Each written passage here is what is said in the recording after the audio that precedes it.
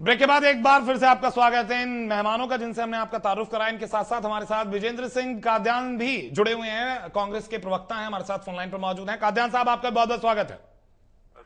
जी, कादयान साहब से भी सवाल पूछेंगे, लेकिन शुरुआत मैं यहां पर सबसे पहली शुरुआत करना चाहूंगा। आज मैं सबसे पहले इनेलो से पूछना चाहूंगा कि जिस तरह की बयानबाजी चल रही है, आपकी पार्टी कहती है हमें किसी को कुछ कहने की जरूरत नहीं, हम तो पूरी मजबूती से खड़े हैं, लेकिन आप भी कोई कसर नहीं छोड़ रहे हैं। बात आरोपों की कर रहा हूं मैं। आप कहते हैं 10 साल से आपने विपक्ष में रहकर भूमिका निभाई, बहुत अच्छी भूमिका निभाई, हम मुद्दे जानते हैं, जनता की बात करते हैं, फिर ये आरोपों की सरकार क्यों पड़ती है? बहुत सारे आरोप आप बार बार कहते हैं कांग्रेस डूबता जहाज है, कांग्रेस को छोड़ के भाग रहे हैं। आप अपनी पार्टी की चिंता कीजिए, टिकट बांटते हैं, आपके यहां भी नाराजगी होती है। बीजेपी को कहते हैं उनके पास तो विधायक नहीं है, वो तो इसे उम्मीदवार नहीं है विधायक के, विधायक तो अलग बहुत दूर की बात है, नहीं वो अलग फैसला है, चौहान साहब कितने आएंगे। तो इन तमाम आरोपों से निकलकर जनता की बात क्यों नहीं कर रहे हैं आप चावला साहब? जन साहब, पिछले 10 साल से हम लगातार जनता की बात कर रहे हैं, और जब चुनाव का समय आया है जी, तो निश्चित तौर पर चुनाव के अंदर जो मुद्दे हैं वो एक बार फिर से दोबारा से जनता को याद दिलाने होते हैं।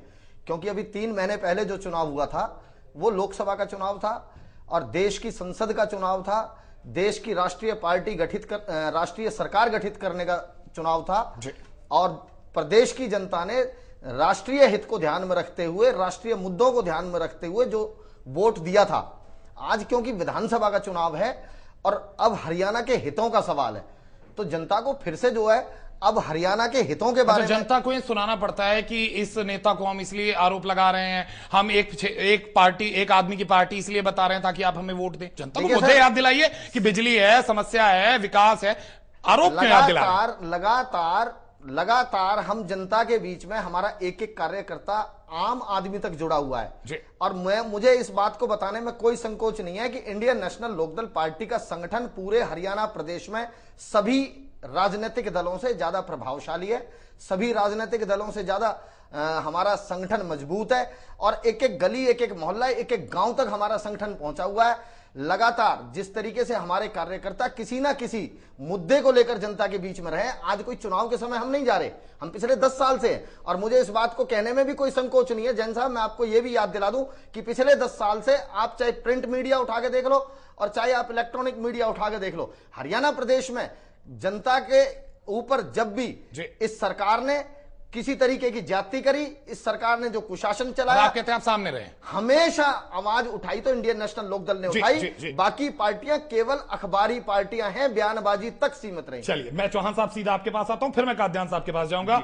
चौहान साहब, 10 साल से विपक्ष की भूमिका इनेलो निभा रही है। इस लोकसभा चुनाव से पहले बीजेपी की क्या स्थिति थी, इससे आप खुद वाकिफ हैं, मुझे बार बार बताने की जरूरत नहीं है। बहुत ज्यादा संगठन आपका मजबूत नजर नहीं आता था, तो आपने क्या इनेलो के वो मुद्दे, जिन मुद्दों पर वो 10 साल से विपक्ष की भूमिका निभा रही है, वो कैप्चर कर लिए हैं? आपके पास मुद्दे नहीं है, आपने उनके मुद्दे उठा लिए, उन मुद्दों की बात। एक मिनट चौहान साहब, और आज आप उन्हें छिपाने के लिए आप आरोप लगाते हैं, कभी आप कांग्रेस पर आरोप लगाते हैं, कभी आप इनेलो पर आरोप लगाते हैं, जबकि सबसे ज्यादा अगर कहें कि बड़ा गड्ढा आप गठबंधन का भर नहीं पाए अब तक। नहीं, देखिए, जो ये कहना आपका कि हमने कोई मुद्दे चुरा लिए हैं, कोई मुद्दे नहीं चुराए, मुद्दे इनकी बपोती नहीं है। हम और ये मैंने ये नहीं कह रहा कि ये प्रदेश में नहीं थे, लेकिन दिनेश जी ये कहें कि हरियाणा के लोगों के मसलों पर यही लड़ रहे थे, तो मुझे लगता है कि ये आंख मूंद कर बात कर रहे हैं। सुनिए क्या बात कर रहे हैं आप, बोलने दीजिए। मैं आपके बीच में नहीं बोला। हरियाणा के लोगों के बीच हम ही थे, ये कहना, ये इंडियन नेशनल लोकदल का अहंकार दर्शाता है। जब ये अपने जनता के बीच में रहने का प्रमाण ढूंढ रहे हैं तो कह रहे हैं कि मीडिया में देखिए, अखबारों में देखिए, और जब हमारी बारी आ रही है तो हमारे बारे में कहते हैं कि केवल अखबारों में थे। तो जो अखबारों में रहता है, जो टेलीविजन पे रहता है, वो वही रहता है जो जनता के बीच में रहता है। चलिए, अब मैं एक बात, दूसरी बात, देखिए, जो आपने आरोप लगाया मुझे उत्तर देना होगा जी। आपका ये कहना कि हमारा संगठन नहीं था, हमारा आधार नहीं था, ये बिल्कुल निराधार बात है। भारतीय जनता पार्टी का, अगर इंडियन नेशनल लोकदल वो दावा करते हैं कि वो काडर वाली पार्टी है, तो हम भी एक काडर बेस्ड पार्टी हैं। हमारा संगठन हरियाणा के हर गांव में है, हर गली कूचे पर हमारे संगठन, हमारे कार्यकर्ता खड़े हैं। वो रातों रात पैदा नहीं हुए हैं, वो केवल लोकसभा चुनाव से 4 दिन पहले बन गए, ऐसा नहीं है। तो सच्चाई को मीडिया को भी नकारना नहीं चाहिए। और ये जो जुमले आप ही के नेता कहते हैं, हम नहीं कह रहे हैं। कुछ जुमले आप लोगों ने पका लिए हैं, और वो हमारे विरोधियों ने भी पका लिए, मीडिया ने भी पका लिए कि भारतीय जनता पार्टी का हरियाणा में आधार नहीं था। नहीं, आपके जो अध्यक्ष साहब हैं वो कई बार कह चुके हैं कि हम मजबूत हुए हैं, लोकसभा के बाद हुए हैं, उससे पहले हम स्थिति में नहीं थे। बात नहीं, लोकसभा के बाद मजबूत हुए, इसका क्या अर्थ हुआ? लोकसभा में मजबूत हुए, लोकसभा में उस मजबूती का प्रमाण हमने दिया। बिल्कुल, मैं एक बार काद्यान साहब से ले लूं। काद्यान साहब, आपने लोगों की बात सुनी, हमारे जो मेहमान हैं उनकी भी बात सुनी। अब आपसे मैं पूछना चाहूंगा, कांग्रेस 10 साल से सत्ता में, कहती है तीसरी बार सत्ता में आएंगे, लेकिन सहारा आप भी आरोपों का ले रहे हैं। कुलदीप शर्मा जी कहते हैं इनेलो को अपनी जो मैनिफेस्टो है उसमें लिखना चाहिए था कि वो अगर जीतेंगे तो लूटेंगे और हारेंगे तो पीटेंगे। तो क्या ऐसे आरोप शोभा देते हैं कांग्रेस को?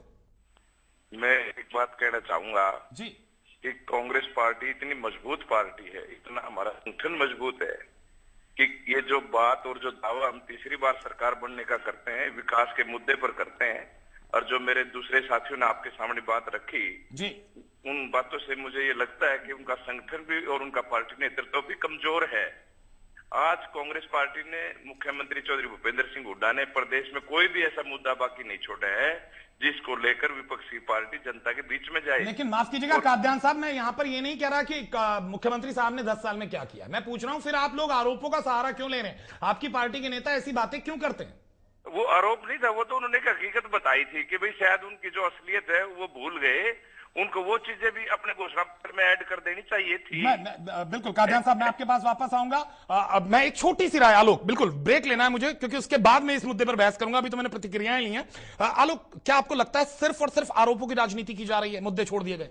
देखिए, मैं आपको बता दूं कि जिस तरीके की हर पार्टी की जो स्थिति है, बीजेपी की यदि हम कहें तो उसके सामने जो गठबंधन है उसको लेकर सवाल उठ रहे हैं। आईएनएलडी में फिलहाल जिस तरीके से टिकट वितरण हुआ है उसके बाद लोग जा रहे हैं, सवालों के घेरे में है। और कांग्रेस में जिस तरीके से लगातार जो कद्दावर नेता हैं वो छोड़कर जा रहे हैं, इसलिए तीनों जो पार्टीज हैं उनको अलग अलग सवालों का जवाब देना है। और इन सवालों के जवाब के बीच में जो जनता के मुद्दे हैं वो कहीं ना कहीं गौण हो रहे हैं। बिल्कुल, जनता के मुद्दे गौण हो रहे हैं। और अब जो काद्यान साहब ने कहा उसका जवाब मैं लूंगा, लेकिन एक छोटे से ब्रेक के बाद दिनेश जी से लूंगा कि वो क्या कहते हैं, और उसके बाद चौहान साहब के पास आऊंगा।